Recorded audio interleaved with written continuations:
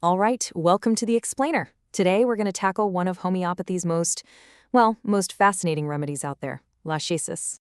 So, just how big of a deal is this remedy? Well, in the world of homeopathy, it's an absolute cornerstone, especially when you're talking about remedies that come from animal sources. Okay, so what is this stuff really? Well, at its heart, Lachesis comes from a super potent snake poison. And honestly, that's the key to understanding everything about how powerful it can be. Okay, so here's how we're going to break this down.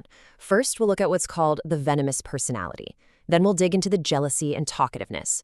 After that, we'll see how it acts like a poison in the blood, map out the body's blueprint, and finish up with the grand keynotes. Let's get into it. All right, first up, the venomous personality. We're going to start by thinking about Lachesis less as a substance and more as a kind of personality type that it's said to represent. So, picture this. Someone who is just incredibly intense. They're passionate, super competitive, and they always have to have that one-up on everyone. They've got this huge creative or sexual energy inside them that just has to get out. But what happens if it doesn't?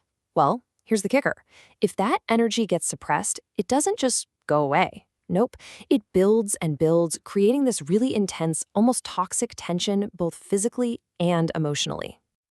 Right? So all that pent-up tension has to find a release valve, right? And it usually shows up in two classic ways in the mind of Lachesis: really intense jealousy and this absolute compulsion to talk. Now, this is where things get really interesting because you can see the difference so clearly when you compare it to another remedy. See, the jealousy in Lachesis is, well, it's strategic, it's competitive, it's all about beating a rival.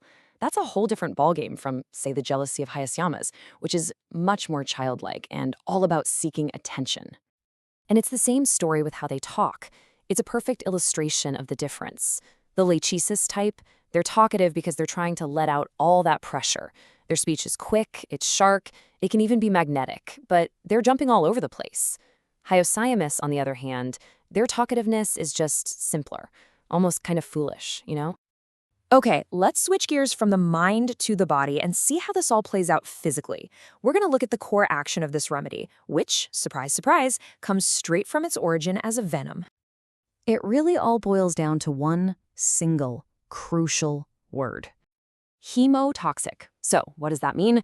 Well, unlike a neurotoxin, which attacks the nerves, a hemotoxin goes straight for the blood. It literally poisons the blood itself, creating this widespread septic-like state. It just completely disorganizes the very life force flowing through your body. And you can see how this works in a few steps. First, it gets in the bloodstream. Then, it starts breaking everything down, decomposing the blood. This makes the blood super thin, so it just can't clot anymore. And the end result? That's when you get this dark, black, non-clotting bleeding that can happen from anywhere in the body. That's really the core story of Lachesis on a physical level. So you can see why this remedy gets considered for some really serious stuff. We're talking about grave conditions where the body's tissues and blood are just breaking down. Things like septic conditions, gangrene, or those nasty ulcers that just won't heal and get that dark purplish look to them. Okay, so what are some of the really clear, unmistakable physical signs that a practitioner is going to look for? Let's get into the body's blueprint. First off, there's this really classic directional thing. Problems tend to start on the left side of the body and then they move over to the right. Doesn't matter if it's a sore throat, tonsillitis, ovarian pain, you often see this left to right progression. And then there's an extreme sensitivity to touch. And I mean extreme. This is a huge hallmark symptom. Even the slightest pressure, like a shirt collar, a tie, or a waistband, it can feel totally suffocating. It's just intolerable. And there's more that fills out the picture. You might see a tongue that actually trembles when they stick it out, kind of like a snake's tongue. These are hot patients, meaning they feel way worse from heat and warmth. And you often see that dark, dusky, purplish color on inflamed parts. All these little signs are like brush strokes that paint a really specific physical portrait. And finally, let's get to the grand keynotes.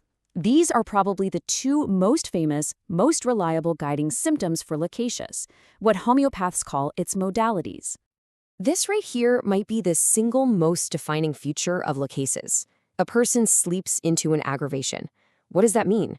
It means they feel worse after sleeping. Or maybe a problem gets way worse while they're sleeping, and it wakes them up in a panic. They absolutely do not wake up feeling refreshed. They wake up feeling awful. And this slide just lays it all out perfectly. It really captures that central theme of pressure and release. You can see it, right? The symptoms get worse, they aggravate from things that feel constricting or containing, like sleep or heat or even a light touch. But the moment a flow or a discharge begins, things get better. It's like that physical release just eases all the pressure. So let's put it all together. What is Lachesis really? It's a state of intense internal pressure. We're talking mental pressure, physical pressure, and that pressure is always looking for an outlet. It doesn't matter if it's through words or actions or some kind of physical discharge, it has to get out. Which really leaves us with this one big final question, doesn't it? It's a thought that sits at the absolute heart of homeopathy. How can something so deadly, a potent venom, ever become a source of healing? It's that core idea that a substance that can cause a set of symptoms might also be the very thing that can help relieve them.